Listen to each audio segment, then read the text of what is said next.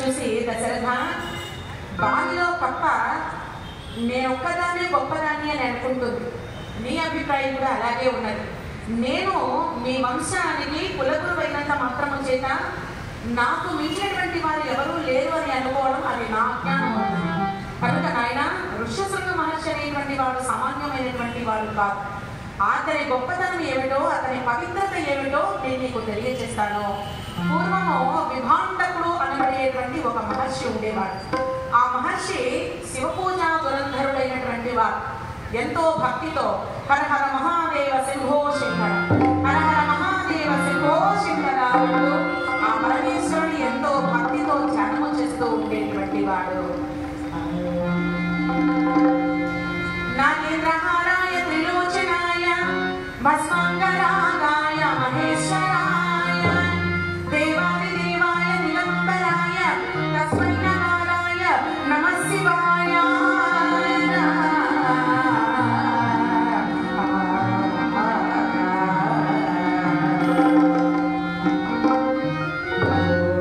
శంభో శివ శంభో స్వయం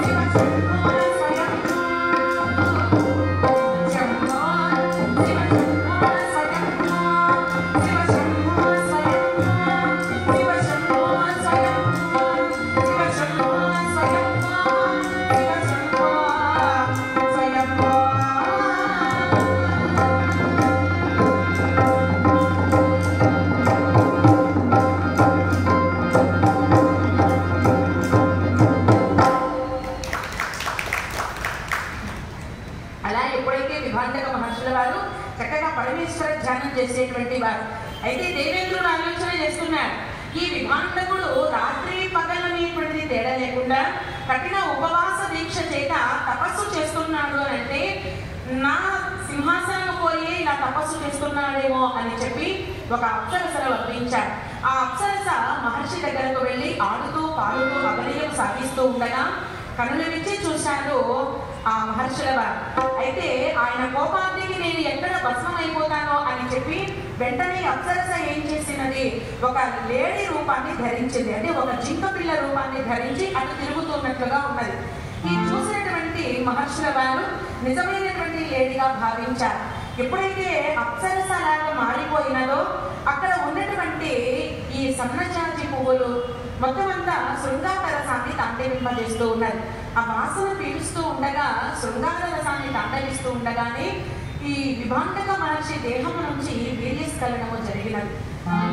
ఆ స్నానము చేస్తూ ఉండగా నదిలో ఆ వీర్యం అనేటువంటి వెళ్ళిపోయినది.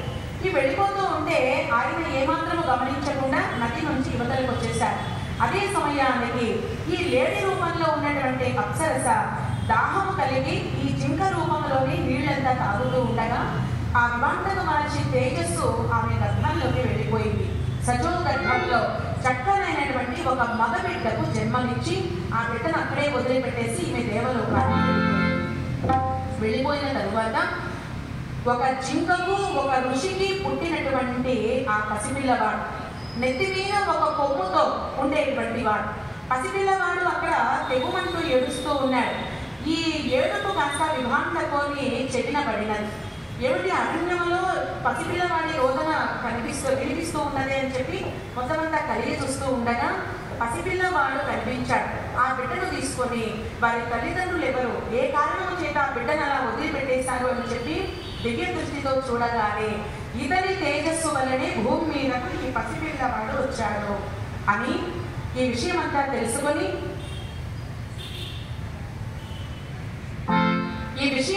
తెలుసుకొని ఆ పసిపిల్లవాడిని ఆశ్రమానికి తీసుకుని వెళ్ళారు. అలా ఆశ్రమానికి తీసుకొని వెళ్ళి ఓం నమః శివాయ అనబడేటువంటి ఈ యొక్క పంచాక్షరి మంత్రముతోనే సకల వేదములంతా తెలియచేశారు. ఆడపిల్లలు అనేటువంటి వారు ఎలా ఉంటారో కూడా తెలియదు. ఈ సృష్టిలో రెండు జాతులు ఉన్నాయి. ఏమిటా జాతి అంటే స్త్రీ జాతి, పురుష జాతి. ఈ రెండు విధాలుగా ఉన్నారనేటువంటి విషయం ఆయనకు తెలియకుండా పెంచారు.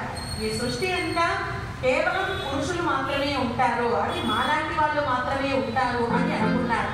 ఇలాగా తపస్సంతా జరుగుతూ ఉన్నటువంటి ఆ తరుణంలోనే అనుకోకుండా ఈ వీళ్ళు ఉన్నటువంటి ఆశ్రమానికి కొంత దూరంలోనే ఉన్నది అంగరాజ్యం. ఆ అంగరాజ్యాన్ని పరిపాలన చేస్తున్నాడు రోమపాద మహారాజు. ఈ రోమపాద మహారాజు గారు ఎప్పుడైతే రాజ్య పరిపాలన చేస్తున్నాడో బ్రాహ్మణులను ఎక్కువగా దూషణ చేసేటువంటి వాడు. ఈ అహంభావం చేత బ్రాహ్మణులను దూషించిన కారణము చేత బ్రాహ్మణులు అనేటువంటి వారు రాజ్యాన్ని వదిలిపెట్టి వెళ్ళిపోయారు. దీనికి తగినటువంటి శాస్త్రిని ఖచ్చితంగా అనుభవిస్తామని చెప్పి అందరూ వెళ్ళిపోయారు. ఎప్పుడైతే ఆ విధంగా వెళ్ళిపోయారో ఇలా వెళ్ళిపోయిన తరువాత యజ్ఞ యాగాదులు జరగడం అనేది ఆగిపోయింది. బ్రాహ్మణులు మంత్రాలు చదివి ఈ అగ్నిహోత్రునకు హవిస్సునంతా అందజేస్తారు. ఇలా హవిస్సును ఇవ్వగానే దేవతలకు బలం కలుగుతుంది. అలా బలము కలిగిన తరువాతే వరుణ దేవుడు ఆనందించి వర్షాన్ని కురిపిస్తాడు. వర్షాన్ని కురిపించగా పాడి పంటలంతా ఎంతో అద్భుతంగా ఉంటాయి. ఈ యొక్క జనులకు ఆకలి దప్పుల బాధలు, కరువు కాటకాలు అనేటువంటివి ఉండవు. యజ్ఞాలు ఆగిపోయిన కారణము చేత కరువు కాటకాలు అనేటువంటివి వచ్చేసాయి. 100 సంవత్సరాలు తినడానికి తిండి లేకుండా, పీల్చడానికి గాలి అనేటువంటిది కూడా కరువైపోయింది. ఎండలకు ఎక్కడికక్కడ చెట్లు కూడా ఎండిపోతున్నాయి, పక్షులంతా మరణిస్తూ ఉన్నాయి. ఎక్కడ చూసినా ఆకలి దప్పుల బాధలే ఎక్కువైపోతూ ఉన్నాయి.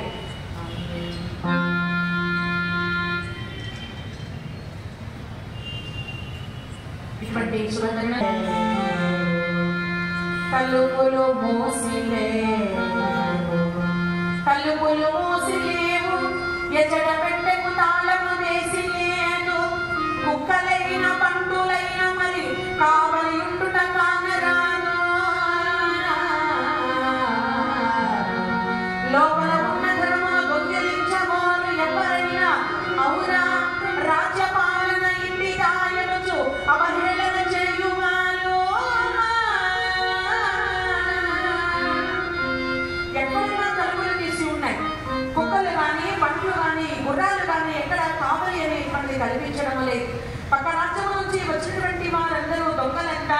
ఈ రాజ్యంలో పడి అక్కడ ఉన్నటువంటి ఈ ధనమునంతా దోచుకుని వెళ్ళిపోతూ ఉంటే ఆ తల్లిదండ్రులు పరుగున వచ్చి, అయ్యా మీకు దండం పెడతారు, మాకు కాస్త జొన్నలు ఇవ్వండి, మాకు కాస్త రాగులు ఇవ్వండి, నా బిడ్డల ఆకలి తీర్చాలి అని చెప్పి మొరపెట్టుకునేటువంటి వాళ్ళే తప్ప అందరూ మా డబ్బులు తీసుకొని వెళ్ళిపోతున్నారు, మా ఆస్తులను తీసుకొని వెళ్ళిపోతున్నారు అనేటువంటి మాట ఎక్కడా కనిపించలేదు. అంత బాధపడిపోతూ ఉన్నారు.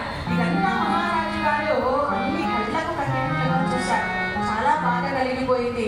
కులగురువు దగ్గరకు వెళ్ళారు. గురుదేవా, వెళ్ళిపోయినటువంటి బ్రాహ్మణుల పాదములు పట్టుకుని మళ్ళీ రాజ్యానికి రమ్మంటారా, రప్పించమంటారంటే వద్దు నాయనా, ఉత్తముడైనటువంటి వాని పాద స్పర్శ ఎప్పుడైతే తగులుతుందో అప్పుడే ఈ రాజ్యానికి కరువు కాటకాలు అనేటువంటివి పోతాయి అన్నారు. అంతటి ఉత్తములు ఎక్కడ ఉన్నారో మానకగా తెలుస్తుందండి. ఇక్కడికి కొంత దూరంలోనే ఉన్నాడు విభాండక మహర్షి. ఆ విభాండక మహర్షి కుమారుడు ఋష్యశృంగుడు. ఒక ఋషికి ఒక లేడీకి పుట్టినటువంటి వాడు. లేడీ అంటే శృంగం అని కూడా అంటారు. అటువంటి ఆ శృంగికి పుట్టినటువంటి వాడు కాబట్టి ఋష్యశృంగుడు అని నామకరణం చేశారు. చక్కగా పెరిగి పెద్దవారయ్యారు. ఇప్పుడు అనేకమైనటువంటి విద్యలంతా కూడా నేర్చుకున్నారు. చాలా ఉత్తముడైనటువంటి వాడు. అతని పాద స్పర్శ ఈ రాజ్యంలో కనుక తగిలిందా కరువు కాటకాలు అనేటువంటివి పోతుందయ్యా అని చెప్పి సలహా ఇచ్చారు. అయితే ఇప్పుడే నేను వెళ్ళి ఆయన పాదములో పట్టి ప్రార్థించి వెంటనే తీసుకొని వచ్చేస్తాను. లేదు నాయన, ఎటువంటి వారికైనా ఏదో ఒక లోపం అనేటువంటిది ఉంటుంది. సాక్షాత్తు మానవులనే కాదు, మానవులనేది కూడా. అదేవిధంగా ఈ ఋష్యశృంగునికి ఈ ప్రపంచంలో ఒక్క పురుష జాతి తప్ప స్త్రీ జాతి అనేటువంటి ఉన్నది అనే విషయం ఆయనకు తెలియదు. కనుక మీ రాజ్యంలో ఉన్నటువంటి వేశ్యలు, అటువంటి వేశ్యలను వారి దగ్గరకు పంపించి వారి మనసును ముగ్గుని చేసి వారే తీసుకొని వస్తే అప్పుడు ఈ కరువు కాటకాలు అనేటువంటివి తీరిపోతాయి అని అనగానే వెంటనే మహారాజు గారు వేశ్యలందరినీ పిలిపించారు. ఈ రాజ్యం అంతా సుభిక్షంగా ఉండాలంటే మీ ప్రయత్నం మీరు చేయండి అని చెప్పి వారందరినీ పంపించారు. విభాండక మహర్షుల వారు అక్కడ ఆశ్రమంలో కనిపించలేదు. అయితే ఈ మహర్షుల వారు, ఋష్యశృంగ మహర్షుల వారు మాత్రము తపోనిష్టలో ఉన్నటువంటి ఆ తరుణంలో వీళ్ళందరూ వెళ్ళి నిలబడ్డారు. చేతులు జోడించి నిలబడగానే ఆ తపస్సు ముగించుకున్నటువంటి మహర్షి వారిని చూడగా ఒక్కసారిగా ఆశ్చర్యపోయారు. ఇంత అందమైనటువంటి రూపం, అది అధరములు కావు దొండ పండ్ల వలె వికసిస్తూ ఉన్నది, అవి కన్నులు కావు కలువ రేకులలాగా వికసిస్తూ ఉన్నవి అని చెప్పి అలా ఎప్పుడైతే అందమైనటువంటి వర్ణన చేస్తూ ఉన్నారు. మీరు రాసుకున్నటువంటి విభూతి మా దేహానికి ఉన్నటువంటి విభూతికి చాలా తేడా ఉన్నది కదా, మీ విభూతి అంతా ఎక్కడి నుంచి వచ్చింది అని చెప్పేసి ఇలా మాట్లాడుతూ ఉన్నారు. ఆయనకైతే అర్థం కావట్లేదు. ఇప్పుడైతే బ్యూటీ పార్లర్కి వెళ్ళిపోతే చక్కగా ఎటువంటి వాళ్ళైనా సరే బిచ్చగత్తులైనా బ్యూటీగా అయిపోతారనేటువంటి విషయం పాప ఆయన తెలిస్తే కదా. ఎంతసేపు వేదాలు పారాయణ చేయడం భగవద్ ధ్యానంలోనే మునిగిపోయారు కదా, ఇంత అందమైనటువంటి రూపాన్ని చూసి ఒక్కసారిగా ఆశ్చర్యపోయారు. మీరందరూ ఇంత అందంగా ఉన్నారు, మరి మా జడలు ఏమిటి ఇలా అట్టలు కట్టిపోయి ఉన్నది, 3 పాయలను తీసి ఎంత చక్కగా అల్లికలంతా చేశారు, మరి మా జడలు మాత్రం ఇలా అట్టలు కట్టేసి ఉన్నవి అని చెప్పి వాళ్ళని కూడా మహర్షులని అనుకున్నారు. స్త్రీలని భావించలేదు, మహర్షులని అనుకున్నారు. ఓ మహర్షులారా రండి, అలా కూర్చోండి, వేయించేయుడు కూర్చుంటుడు, నా మర్యాదలంతా గైకొండు అని చెప్పి వారందరినీ సాధారణంగా ఆహ్వానిస్తూ ఉంటే అపచారము స్వామి, మీలాంటి మహర్షుల పాద ధూళికి కూడా మేము పనికిరాం, కనుక మీరు ఈ విధంగా మాట్లాడడం భావ్యం కాదు స్వామి. ఇందాక మీరన్నారే మాలాంటి అలంకరణలు మీకు కూడా ఉంటే బాగుంటుందని, మీ జడలంతా అట్టలు కట్టి ఉన్నవి, అధరములు దొండ పండ్ల వలె వెలిగిపోతూ ఉన్నదని చెప్పేసి అన్నారు కదా, అలాగే మిమ్మల్ని కూడా ఎంతో అందంగా చూపిస్తాము అని చెప్పి స్నానములంతా చేయించారు. ముడులు బిగించినటువంటి ఆ జడలంతా ముడులు విప్పేశారు. చక్కగా అలంకరణములు చేసి అక్కడే ఉన్నటువంటి కొలను భాగంలో ఆయన ప్రతిబింబాన్ని చూపించారు. తప్పిపోయాడు. ఇంత అందంగా ఉన్నానా నేను, అప్పటి వరకు అర్థము మొహం ఎరుగడైనా, అప్పుడు ఆ రూపాన్ని చూసేటప్పటికల్లా ఆశ్చర్యపోయాడు. వారు తెచ్చినటువంటి పదార్థములంతా తినిపించగా ఇంకా సంతోషించాడు. ఈ కలుములంతా ఎక్కడివి, ఇక్కడ ఉన్నటువంటి ఈ చెట్లలో నుంచి ఇటువంటి కలుములు రావు కదా, ఎంత తీయగా ఉన్నాయో, లడ్డూలు పెట్టారు, మైసూరు పలుకులు పెట్టారు, జాంగ్రీలు పెట్టారు, అవి పెట్టారు, ఇవి పెట్టారు, ఇవంతా మా చెట్లో కాయవు కదా, మీరు ఎక్కడి నుంచి ఏ చెట్ల నుంచి మోసుకునేవారని చెప్పేసి అడుగుతూ ఉన్నారు. స్వామి మాది ఒక దేశం, మీరు కనుక ఆ దేశానికి వచ్చారు అని అంటే ఇలాంటివి ఇంకా ఇదంతా చేసి పెడతామండి, మీరు రండి అని చెప్పి ఆడుతూ పాడుతూ మైమరిపింపజేస్తూ ఎట్టకేలకు రథాన్ని ఎక్కించేశారు. తిన్నగా వీరందరూ తీసుకొని వెళ్ళిపోతూ ఉన్నారు ఆ రాజ్యాన్ని. అంగరాజ్యానికి తీసుకొని వెళుతూ ఉండగానే మహారాజు గారు కూడా చాలా సంతోషించారు. తన యొక్క కుడి పాదము అలా నేల మీదకు మోపేటప్పటికల్లా ఎక్కడి నుంచి వచ్చినదో మేఘములో నల్లని మేఘాలుగా ఒక్కసారిగా పడవుతున్నాయి. ఓరుమంటూ వర్షం అనేటువంటి కురవడం ప్రారంభించేసింది. 100 సంవత్సరాలు ఆ కరువుకాటములతో అల్లాడుతూ ఉన్నటువంటి ఆ రాజ్యమంతా 100 రోజులలో ఎక్కడికక్కడ ఈ యొక్క చెరువులంతా మునిగిపోయి, చెరువులంతా నిండిపోయి, ఈ నదులు సెలయేరులంతా పరవళ్ళు త్రప్పుతూ ప్రవహిస్తూ ఉన్నాయి. పచ్చమైనటువంటి ఆ చెట్ల ఆకులలు, అద్భుతమైనటువంటి ఆ గాలులు, ఈ కరువు కాటకాలు అనేటువంటివి ఒక్కసారిగా మాయమైపోయింది. అలా ఎప్పుడైతే కరువు కాటకాలు అనేటువంటివి పోయినదో మహారాజు గారు ఆయనను సాధారణంగా ఆహ్వానించి ఆ రాజ్యంలోనే పెట్టేశారు. అయితే ఎవరైనా పిలిస్తే మళ్ళీ వెళ్ళిపోవలసిందే కదా మహర్షుల వారు. పైగా వాళ్ళ నాన్నగారు విభాండక మహర్షుల వారు వచ్చి నా బిడ్డను మాకు ఇచ్చేవయ్యా అని చెప్పేసి తీసుకుని వెళ్ళిపోయినా వెళ్ళిపోవచ్చు కనుక ఆయన ఇక్కడే ఉండిపోవాలి అని చెప్పి ఈ రోమపాద మహారాజు గారి కుమార్తె అయినటువంటిది శాంతాదేవి, ఆ శాంతాదేవిని ఋష్యశృంగ మహర్షుల వారికి ఇచ్చి అత్యంత వైభవపేతంగా వివాహం అనేటువంటి జరిపించేశారు. ఆనాటి నుంచి ఈనాటి వరకు ఆ అంగరాజ్యంలో కరువు కాటకాలు అనేటువంటివి రాలేదు దశరథ అని వశిష్ఠ మహర్షుల వారు ఋష్యశృంగని గొప్పతనం అంతా తెలియజేశారు. దశరథ ఎప్పటికైనా మించిపోయింది లేదు. అంగరాజ్యాన్ని పరిపాలన చేస్తున్న రోమపాదుడు నీకు చిన్ననాటి స్నేహితుడు. నీకు కౌసల్యకు పుట్టినటువంటి సంతానాన్ని స్నేహపూర్వకంగా దత్తత ఇచ్చినటువంటి వాడు. అంటే శాంతాదేవి నీ కుమార్తె అయినప్పుడు ఋష్యశృంగుడు నీ అల్లుడే కదా, కనుక నీవు వెళ్ళి ఆ ఋష్యశృంగుల వారిని పిలిపించవయ్యా, తప్పకుండా పుత్రకామేశ్వరి యాగం చేస్తే సంతానము కలుగుతుంది అని చెప్పి ఆయన సలహా ఇచ్చారు. సలహా ఇవ్వగానే సతీ సమేతుడై కౌసల్యాదేవి దశరథ మహారాజు గారు పిల్లగా రాజ్యానికి వెళ్ళారు. ఎన్నో సంవత్సరాల తరువాత స్నేహితుని చూడగానే చాలా సంతోషమైపోయింది. ఒక్కసారి ఆ స్నేహపూర్వకంగా కౌగిళ్ళు ఇచ్చుకున్నారు. ఏమి మహారాజా ఎలా ఉన్నావు? దశరథ నేను క్షేమంగా ఉన్నాను. రోమపాద మరి మీరు ఎలా ఉన్నారని ఎల్లవారి యోగక్షేమములంతా అడిగి తెలుసుకున్నారు. అలా తెలుసుకున్న తర్వాత మరి 60,000 సంవత్సరాల తరువాత నాకు సంతాన భాగ్యం కలుగుతుందని నా జాతక చక్రంలోనే ఉన్నది మిత్రమా. అయితే ఋష్యశృంగ మహర్షుల వారిని పిలిపించి ఆయన చేతుల మీదుగానే ఈ పుత్రకామేశ్వరి యాగమంతా చేయించాలని అనుకుంటున్నామో అనేటప్పటికీ అయ్యో దానికేం భాగ్యమో, ఋష్యశృంగుడు ఎవరో కాదు, ప్రత్యక్షంగా మా అల్లుడైనా పరోక్షంగా మీ అల్లుడే కదా, కాబట్టి నాకు చెప్పడం ఏముంది, నా సలహా తీసుకోవడం ఏముందయ్యా, పదని వెళ్దామని చెప్పి ఋష్యశృంగ మహర్షుల వారి దగ్గరకు వెళ్ళి మాట్లాడారు. మాట్లాడిన తర్వాత ఆయన కాదు కూడదనేటువంటి మాట చెప్పలేదు. దశరథ పేరు మోసినటువంటి సూర్యవంశ తిలకుడైనటువంటి వాడవు నీవు పుత్రకామేశ్వరి యాగం నా చేతుల మీదుగా చేయిస్తాను అంటే కాదని అనడానికి నేనెవరిని? యజ్ఞకర్త నారాయణుడు, యజ్ఞభర్త నారాయణుడు, యజ్ఞ ప్రోక్త నారాయణుడు, విందుగలడందు లేదని సందేహము వలదు చక్రి సర్వోపగతుండు, ఎందెందు వెతికి చూసిన అందందే గలడు దానవాకుని వింటే. ఈ సృష్టిలో భగవంతుని దృష్టిలో అందరూ సమానమే. కుక్కలనైనా సమదృష్టితో చూస్తారు, మనుషులనైనా సమదృష్టితో చూస్తారు, పేదవాడినైనా సమదృష్టితోనే చూస్తాడు భగవంతుడు. ఆయనకు లేనటువంటి తేడా సామాన్యమైనటువంటి మానవులు మనకెందుకుంటుందయ్యా నాయన. కాబట్టి దశరథ తప్పకుండా వస్తాను, భగవంతుని ఏడ్చకట నారాయణుని ధ్యానం చేస్తూ వెళ్తూ ఉన్నారు. బ్రహ్మ